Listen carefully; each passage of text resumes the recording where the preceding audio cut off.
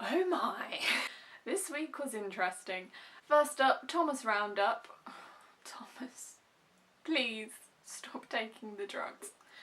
He looks like he's gonna die any minute. We stood at dinner visibly swaying to the point where they actually asked him was he like gonna drop dead, because he looks like he's gonna drop dead at any moment. As the episode went on, he was kind of back to his normal snarky self, but it's kind of like, please Thomas, stop.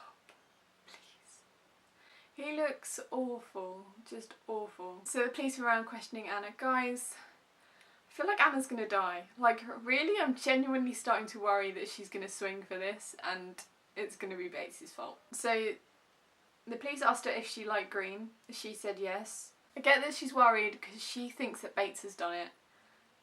Pretty sure Bates has done it. So she's trying to cover for him and just get the two of them out of it by doing that. I feel like she's just getting herself in more trouble. And then there was this one line where Bates says something along the lines of, I promise you nothing bad is going to happen to you ever again. And it was at that moment I tweeted, guys, she's gonna die, R.I.P. Anna. Because if anything, as soon as someone says nothing bad is gonna happen to you, something bad is gonna happen to you. And it's gonna be awful. I feel like she's gonna get framed for it. Rosamund was back, that was very exciting. She's wearing a really weird hat.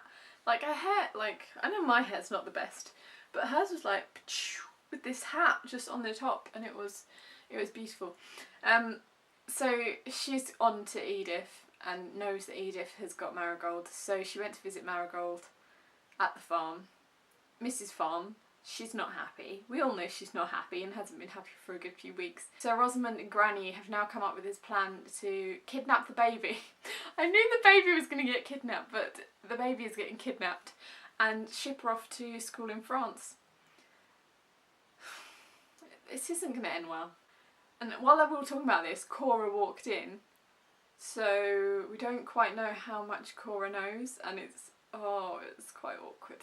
Speaking of Granny, the good old Dowager Countess, she's really upset with the fact that Isabel might marry this guy. The Lord, whoever he is, I don't. If we've not worked out by this point, I can't do names. She was confiding in Clarkson that she just finds it so weird that Isabel's now so upper class when she used to be common.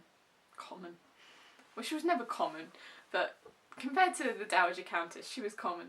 And she just, I think she can't deal with the change in their relationship, and everyone seems to think it's because she's kind of jealous and doesn't want her to be above her, but I think she just misses her friend.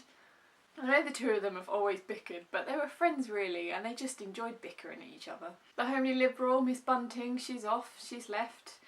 Daisy was so desperate for her to stay because it's so funny. It's like she's obviously been shipping Tom and Miss Bunting from downstairs, but no, she's gone. I'm hoping for good. Who knows, we'll see. I really enjoyed Tom standing up to her and saying, look, you may hate these people, but I am one of these people now. My wife was one of these people, my daughter is one of these people.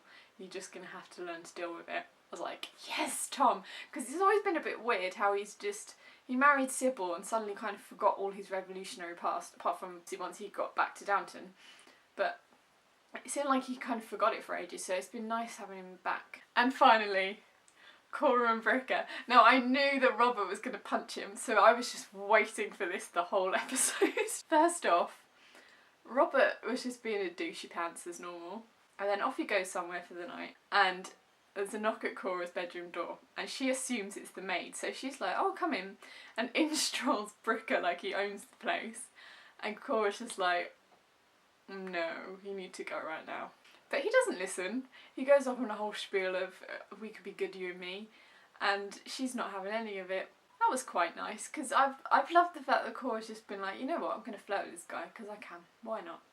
But she's always been like, I am married, I didn't know that.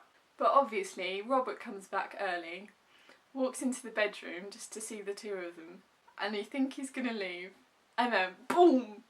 I was waiting for a proper like, no, it was like some weird backhanded bitch slap.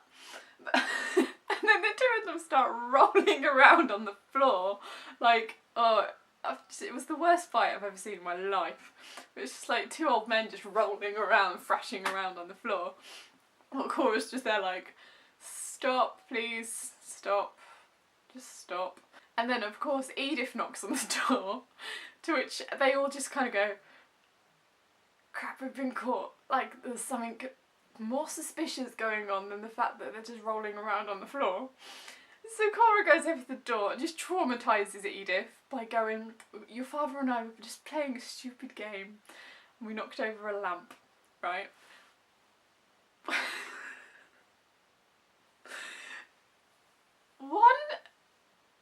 Why did Edith fall for that? Actually, you know what?